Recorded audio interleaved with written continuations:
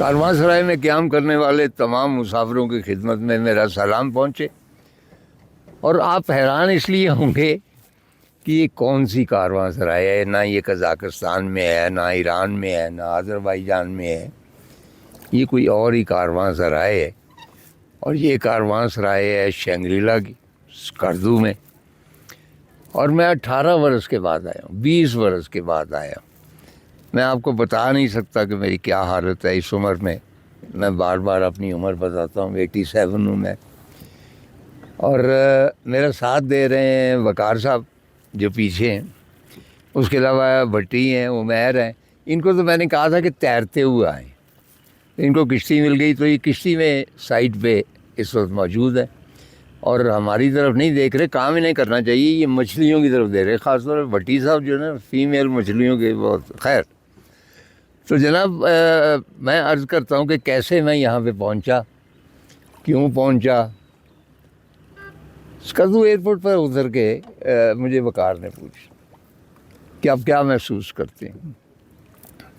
تو میں نے کہا جیسے ایک جانور ہوتا ہے، اس کو جنگل سے پکڑ کے ڈومیسٹیکیٹ کر لیا جاتا ہے اور اس کو اچھی خوراک دی جاتی ہے، اچھی رہائش دی جاتی ہے، اور اس کے بعد کسی وقت ان کا خیال آتا ہے مالکوں کا کہ اس کو جنگل کی طرف بھی لے جانا چاہیے۔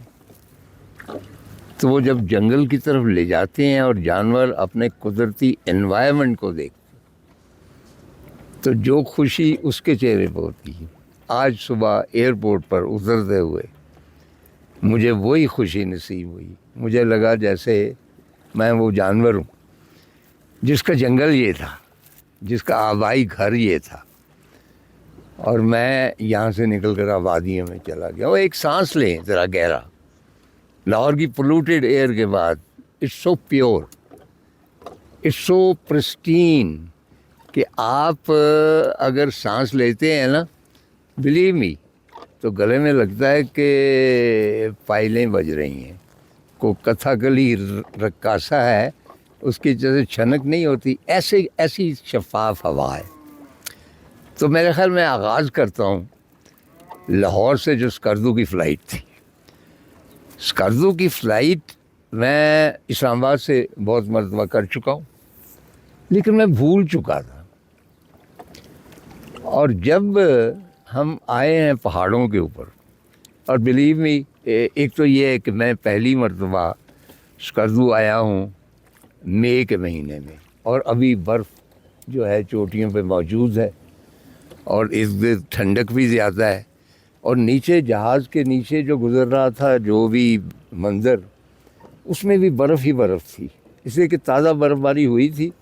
اور جب ہم اگست سپٹمبر میں آتے تھے تو نیچے فیری میڈو دکھائی دیتا، جھیل سیف الملوک دکھائی دیتی تھی، اب وہ سارے برف پوش تھے۔ تو ایک تو یہ چینج، اور مجھے یاد ہے کہ تکیہ طارق جو ہمارا ماشاء اللہ ہے، اس کے 15 ارکان یہاں پہ آئے، سارے ٹی شرٹیں پہنی ہوئی عجیب سی۔ تو میرے ساتھ عائشہ بیٹھی، تو عائشہ مطلب ہے کہ میچور خاتون ہے، لیکن پہلی مرتبہ وہ یہ منظر دیکھ رہی تھی وہ، and she became sort of delirious. جس طرح انسان جو ہوتا ہے نا، وہ دیکھ کے کوئی چیز اس کے قابو میں، کہ طارق صاحب یہ دیکھیں کتنے یہ برفیں، یہ she was sing it for the first time. چنانچہ یہ جو لاہور سے Skardu flight, it is an amazing experience. میرا خیال ہے کہ جو بھی جتنا بھی کرایہ ہے جہاز کا، اس منظر کے لیے، بلکہ عادل کہہ رہا تھا کہ میرا یہ جی چاہتا ہے کہ کسی روز ذرا آؤٹنگ کا موڈ ہو تو انسان لاہور سے فلائٹ لیس کر دو گی اور اگلی فلائٹ پہ واپس۔ And it's worth it, it's the most magnificent flight in the world.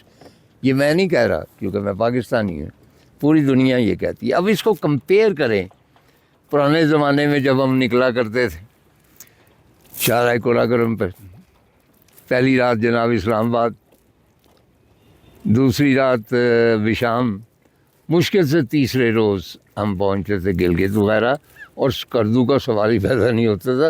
Skardu کی سڑک اتنی خوفناک تھی، اوپر سے پتھر آ رہے ہیں، ادھر سے دریائے سندھ کراچی، اب وہ بھی بہت خوبصورت بن گئی، اور یہاں سے گلگت 3.5 گھنٹے رہ جاتا۔ شنگریلا نام کیوں ہے؟ اس کی وجہ تسمیہ بیان کرتے ہیں۔ مثلاً مختلف فینٹسی ناولز لکھے تھے، اس میں ایک تھا The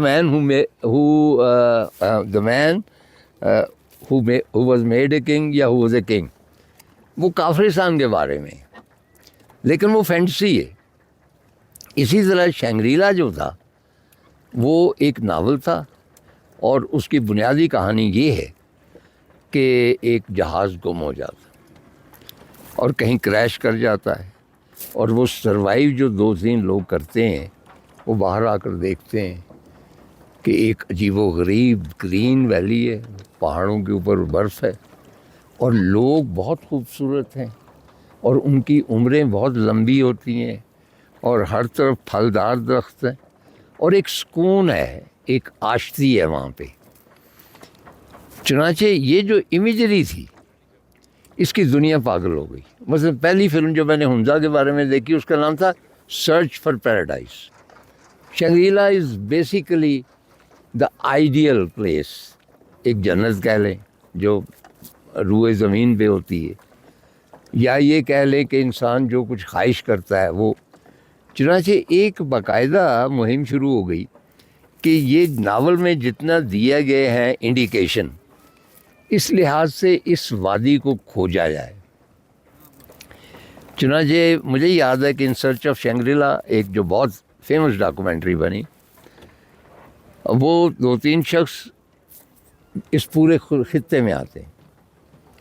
باہر طور ان کا جو اپنا تھا خیال کہ چائنا کے یہاں پہ جو سرحد ہے ہماری چائنا کے ساتھ، وہاں پہ انہوں نے ڈسکور کیا کہ جس طرح اس نے کہا کہ ماؤنٹینز ہے، یہ ماؤنٹینز ہے، لوگ ایسے ہیں وغیرہ وغیرہ، تو ان کی مرضی، انہوں نے کہا کہ میرا خیال ہے کہ اوریجنل شنگریلا یہ ہے۔ اب آپ جانتے ہیں کہ چینی بھائی جو ہوتے ہیں کمرشلی بڑے اسٹرانگ ہوتے ہیں، جو پاسبلٹی دیکھتے ہیں نا، چنانچہ انہوں نے نزدیکی جو چھوٹا سا بے آباد سا گاؤں تھا، نام اس کا چنگ منگ شنگ تھا، اس کا نام شنگریلا رکھا، اور اس کو ری بلڈ کیا اس امیجری، اس فینٹسی کے حوالے سے جو اس ناول میں تھی۔ بلیو می کہ چائنا میں جتنی ٹورزم اس گاؤں کی ہے، اٹس ناٹ شنگریلا، اسی طرح اس نے سیمی تبتین اس میں آرکیٹیکچر دیا ہے، اور اس کا نام پورے کا شنگریلا رکھ دیا ہے۔ اور چائنا میں لوکل ٹورزم اتنی زیادہ ہے کہ ان کو باہر کے ٹورسٹ کی ضرورت ہے۔ اب ہمارا جو شنگریلا ہے، عارف ہمیں بتا رہے تھے کہ دنیا کے 5 ملک ایسے ہیں جن کی خواہش ہے، جنہوں نے رابطہ کیا ہوا ہے کہ یہاں سے فلائٹ چلائیں، یعنی ٹورزم پوٹینشیل میں بتا رہا ہوں۔ ان میں ازبکستان بھی ہے، تاجکستان بھی ہے، اور 1-2 ملک ہیں، اور ان کے سفیروں کا کہنا ہے کہ جی ہمارے جہاز پامیر سے اڑتے ہوئے آئیں گے اور within 50 منٹس اسکردو پہنچ جائیں۔ آپ ذرا امیجن کریں کہ اگر تھوڑی سی اور دلچسپی ہو تو یہ ہب بن سکتا ہے ٹورزم کا، ہمیں IMF کی ضرورت ہی نہیں پڑے گی۔